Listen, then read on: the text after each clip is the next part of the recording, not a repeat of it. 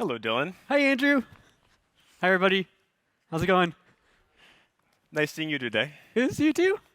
I think this is the biggest room we've ever had a conversation in. Yes, it's probably true.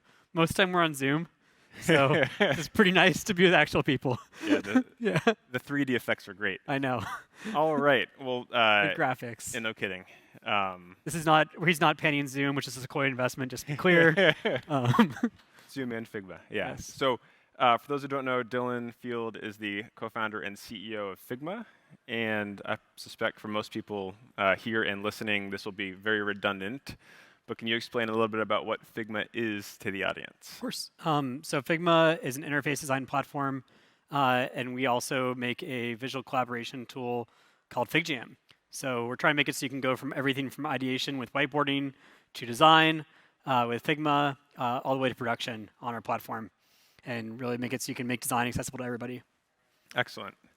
So for us at Sequoia, we obviously have the involvement with Figma, and then we have over 100 companies across US and Europe, almost all of whom, or perhaps all of whom, are Figma users or customers in some dimension. And it seems pretty ubiquitous and beloved at this point, but that was not always the case. No. So I think for people who don't remember, talk a little bit about the initial response to Figma when you first showed it to the world. Yeah. So going all the way back, I mean, like I think 10 years ago or so, I was an intern at Flipboard, which is now around the corner from here. And I was interviewing for the Teal Fellowship, literally came up with my Facebook memories. And then we started Figma in August 2012, so coming up on 10 years. We didn't launch until December of 2015, and we didn't launch our GA. That was in closed beta. Our GA release was October 2016. And so I was a long time in stealth. And then once we got out there, the reception was pretty mixed. Some people called it, they said on Designer News in a comment that it was like, this is a camel is a horse designed by committee, referring to Figma's multiplayer features and functionality, the ability to edit simultaneously at the same time. Other people, said this is the future of design. I'm changing careers. I think there's a lot of attachment at the time to this idea of design as a single-player sport. The designer would kind of be in the corner, and they would then, do the big reveal after this amazing amount of work. And the idea that you would have people as part of that process, bringing them in for collaboration, that was a pretty foreign concept to designers. And so it was a very mixed reception, I think. Yep. And how did you and your team respond to that when you got some of that initial mixed feedback? I think we, at that point, had a lot of confidence that if we get it out there, we'd be okay. But it was, I think one thing we had kind of conditioned the team for was, if you have a lot of hate or a lot of love, that's good. If it's neutral, that's bad. And because if it's hate, you can either, get people to hopefully flip to love, or you can do the exact opposite. If it's neutral and no one cares, that's like where you're really in trouble. So thankfully it was not neutral. Lovely. Certainly not. And if you look at where Figma is today, what would have surprised you the most back then about kind of how the company has evolved or how the product has evolved?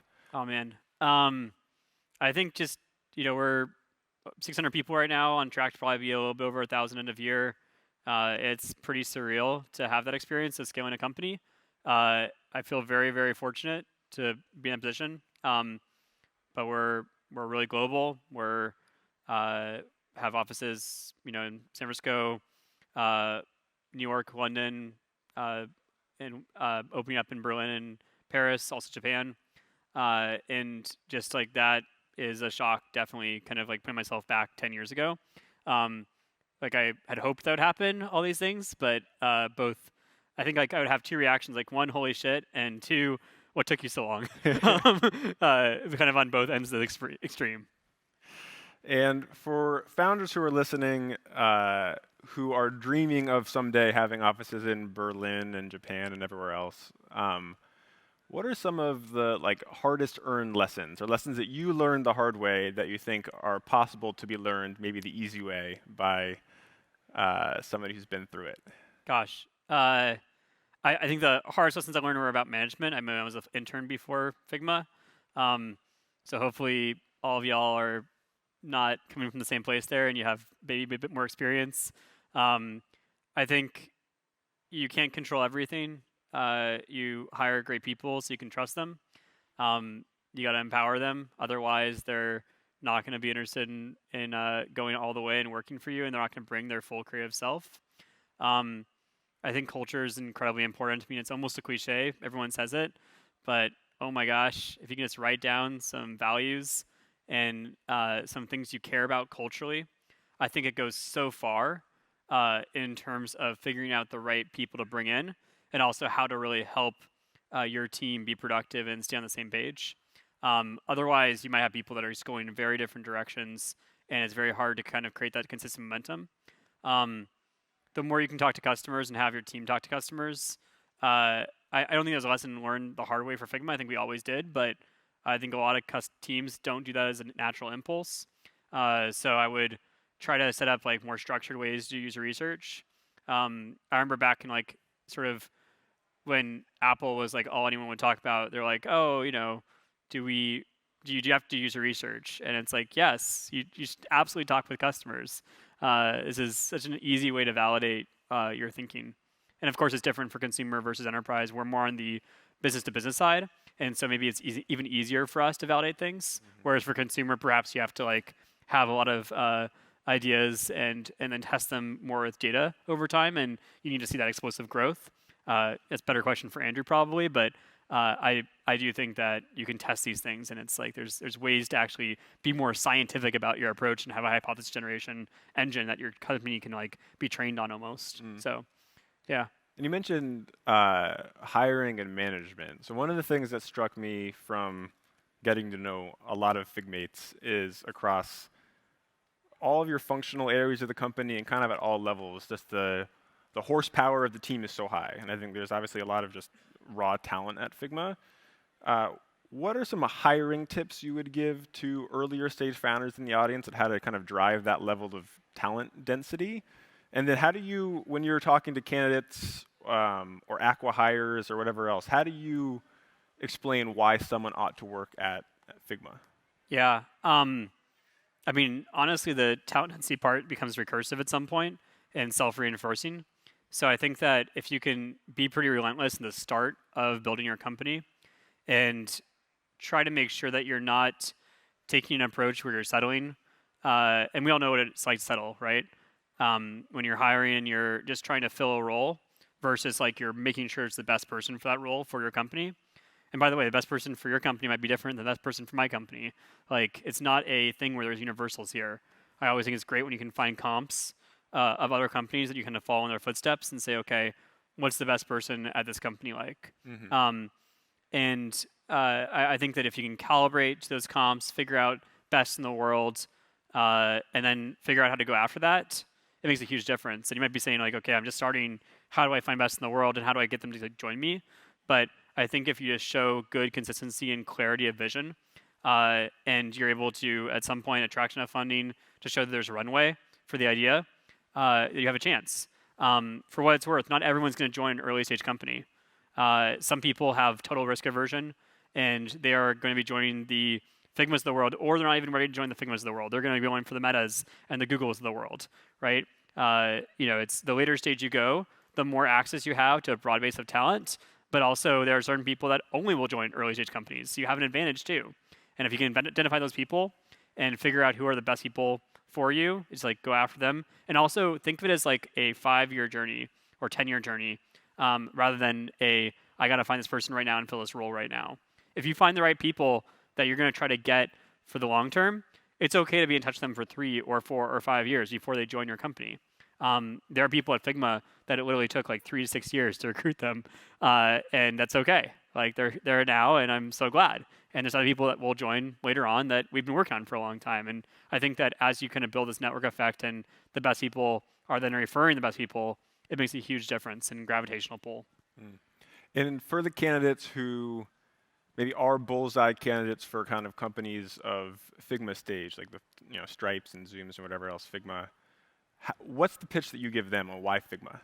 I mean, it depends on the person, right? And their goals and their dreams. I mean, I think it really matters to customize and be clear about sort of the why to whoever you're selling, whether that's like you're selling them because you're saying I'm selling you this experience and you're going to learn so much, and here's what your path and how you're going to grow, and here's how it aligns with our company's trajectory, or it's more about here's what the future is for Figma and our vision, and here's what you're signing up for because you're really mission oriented, or it's aligned to something else. I think it's a kind of a warning sign to me if you're just selling on comp.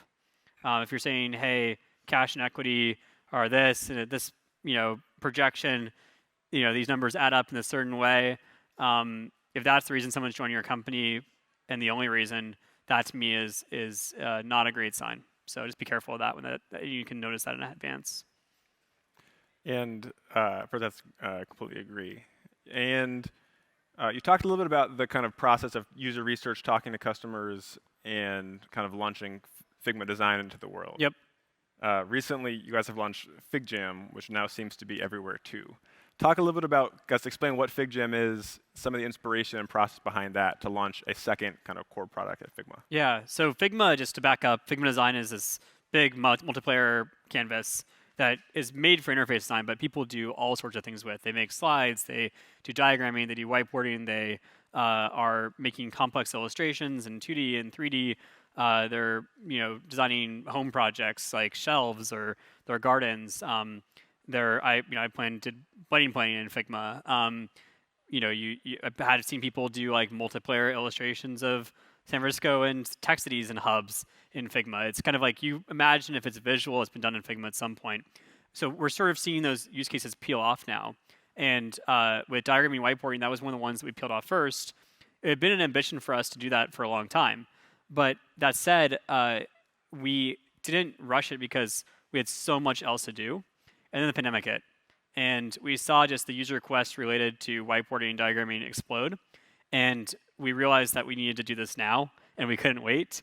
And so it was kind of just all hands on deck, let's go.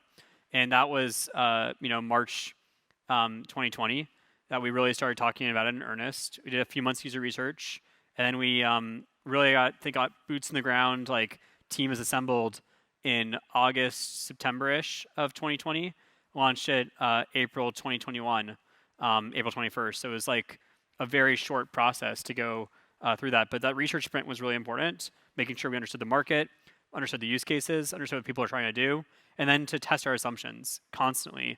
And I think the thing that was really interesting for us for FigJam was we had to like really get our org's head around the use case and the user. And the user for us is usually very role-based as a persona. So for Figma, it's like you have a designer, and the designer works with engineers and product managers and marketing. And these are specific roles you can find in an organization.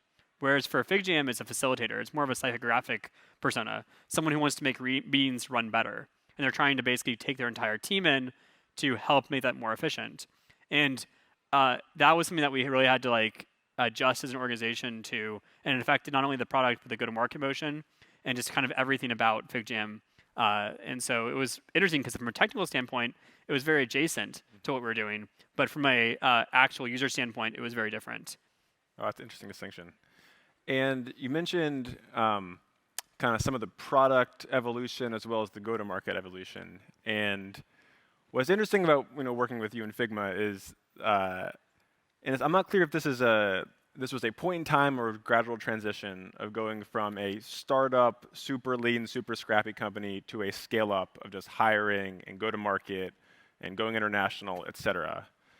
And I'm curious for you, is there a moment in time when you felt like you graduated out of being a startup into a scale-up? Well, I mean, there's a moment in time where, so two of our board members that Andrew knows that you might not know it, one is Danny Reimer at Index, and one's John Lilly, who's formerly of Greylock and on a lot of other boards, and used to be the CEO of Mozilla. And they took me out for lunch one day after a board meeting. They're like, Dylan, time to be commercial. And I'm like, what does that mean? And so what they meant by it was, time to start selling the product, monetizing it, having a good pricing and packaging plan, and figuring out how it's going to spread across organizations. And we kind of like done the product part of it, but it was still free at that point. And literally we had this mindset of like, okay, if it's not spreading as fast as we want while it's free, then it won't spread as much as we want when it's paid, and therefore we have to really wait to make it that way. And and then like shortly after that conversation, Microsoft, one of our biggest customers, or biggest users at that point, reaches out to us and they're like, "Hey, so when are you going to charge us?" And I was like, "Well, we know it's not perfect yet, so." And they're like, "Well, can you please get on that because no one here thinks your thing is legit, and we can't spread it across Microsoft until you charge us." Um, and so it just broke my head because I was like, "Wait, you don't want the free thing? You want to pay us? That might be a sign of product market fit." So I think we waited way too long in retrospect. I would encourage people to monetize earlier and to think commercially earlier. I think there's a balance too. You don't want to think commercially so much that you're sacrificing growth. And I think that self-serve is, for an enterprise company, really important.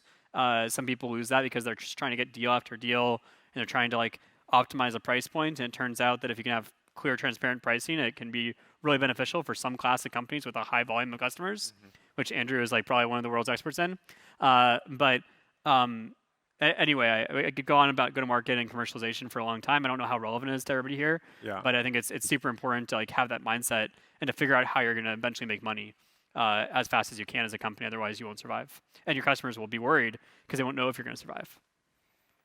And in general, and it relates to the go-to-market, but also I think a lot of other parts of your life. Like, how do you learn? Like, what do you look for when you're trying to develop a new skill set? Whether it's how to manage big sales teams, or go into Japan, or whatever else. I think in the context of Figma, I try to shortcut it by learning from people. So whether that's like venture investors like Andrew, or it's by hiring great folks that I can learn from. I have like zero insecurity about hiring someone beneath me that is going to be a mentor to me.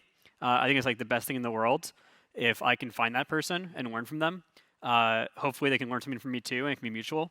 But it's kind of the best. If you can pull someone as an advisor, that works too. There's ways to also just like learn the playbook from people that are best in class operators in your field. If you can get close to them and identify the companies that are really similar. So yeah, there's a number of ways I think to learn through people that can be shortcuts.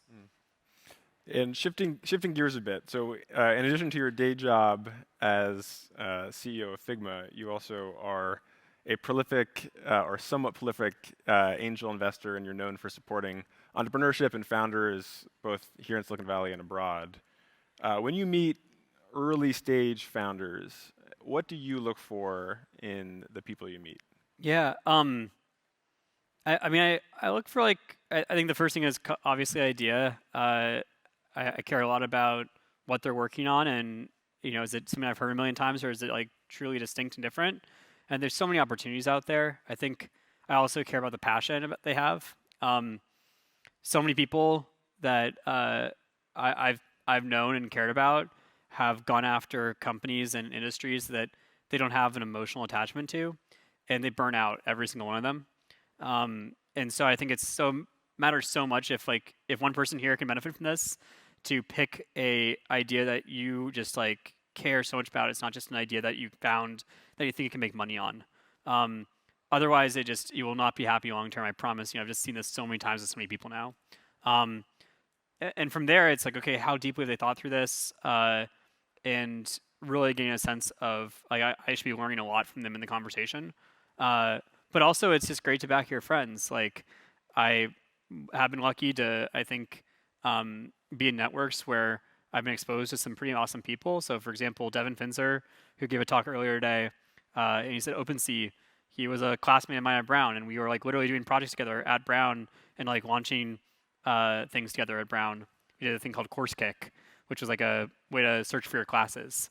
And it kind of like everyone on campus started using it for a bit, and then it kind of died when I left and he graduated. And but when he started OpenSea, I was just like, yeah, whatever you're doing, I want to I'm excited about NFTs. We didn't have the word NFTs in its crypto collectibles, but I was already excited about that. I was like, if I wasn't working on Figma, I'd probably go try to build eBay for NFTs or crypto collectibles. And I was like, in anything you do, I would back it.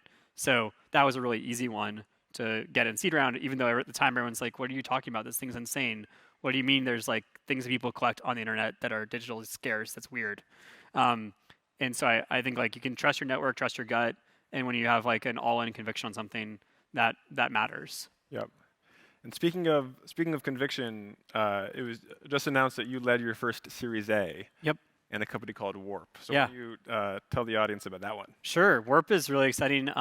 Warp is their mission is to create a multiplayer terminal. So it's very parallel to Figma in some ways, but not only are they trying to make the collaborative multiplayer experience really good for the terminal, they're also trying to make it so that the single player experience is great as well. So whether it's through making it so you can search really easily for commands, or through better primitives like blocks, they're just making the experience of using a terminal great. And I just love this idea of, speaking of ideas that are distinct and weird and interesting, Zach, the founder, his ambition for a long time, he was working on Google Docs and spreadsheets and was a tech lead there. And he said the terminal is this thing that just sucked for the past few decades. And he was like, of course I can make this better. I have all these ideas and all this vision for how I can make this better. I love it when someone takes something like that hasn't changed in so long, that's considered this core piece of infrastructure you can't touch, you can't monetize, and he's like, no, we're going to change that. I just think that's awesome. And so I feel very, very lucky to be involved in that company, as well as many other companies, and fortunate people are allowing me in. Excellent. So in addition to your day job as CEO of Figma and your night job of being a prolific angel investor, you also have, for a long time, been very deep in crypto circles and crypto communities.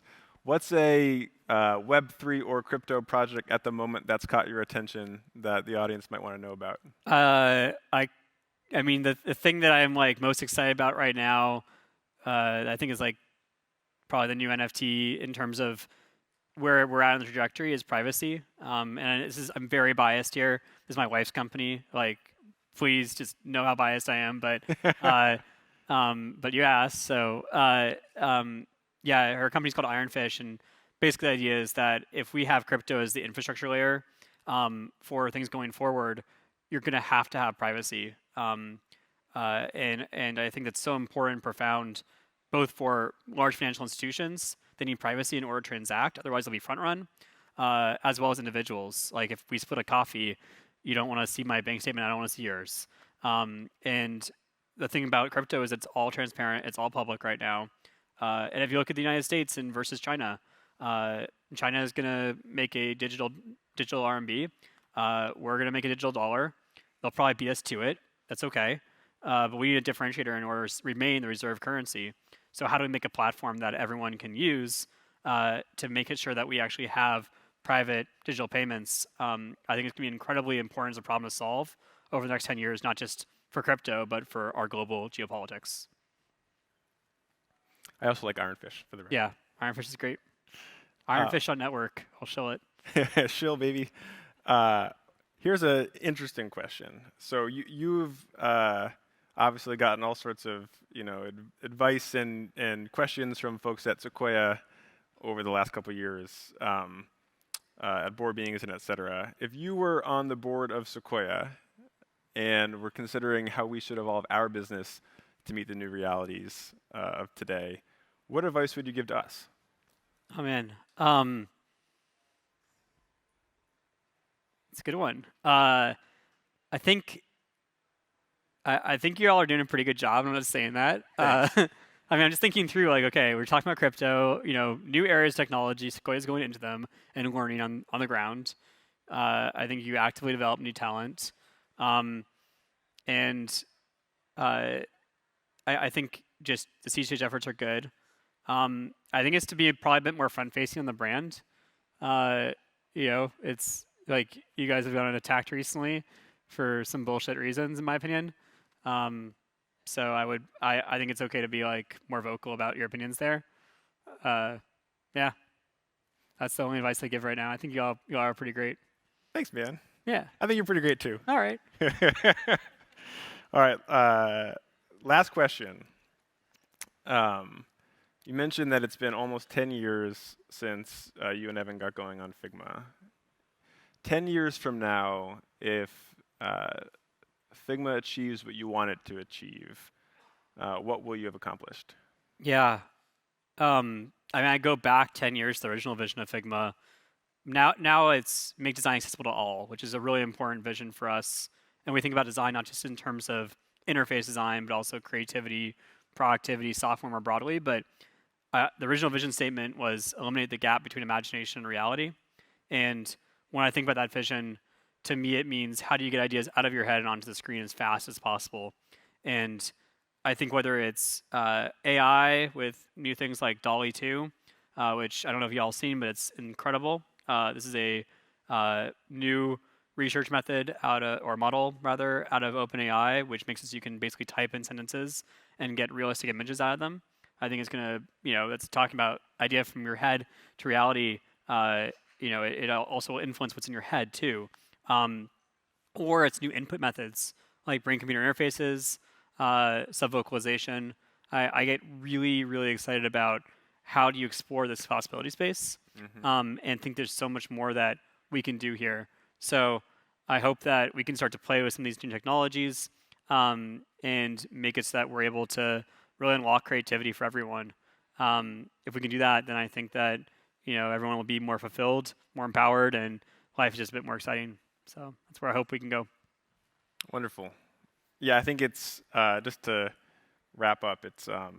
It is amazing how much when you walk into the offices of our companies and you just look around the computer screens, like how many people have Figma open at any random interval when you walk into these companies. And I think the way that you guys have kind of accelerated creativity in a lot of these businesses has been pretty inspiring. And obviously, just given the levels of adoption, it has made a pretty profound impact on the Sequoia portfolio, which I presume is representative of startups more broadly. And there's one thing I know for sure about you and your team is that you are nowhere near finished. No, we have a lot to do. Yeah, a lot to do. So thank you for that. Thank you for your partnership with Sequoia. Thank you for your partnership with the companies we work on together. And I'm pretty sure that 10 years from now, we're going to have some pretty interesting stories to tell about this decade. Thanks, man. All right. Yeah, good to see you all. Well, enjoy.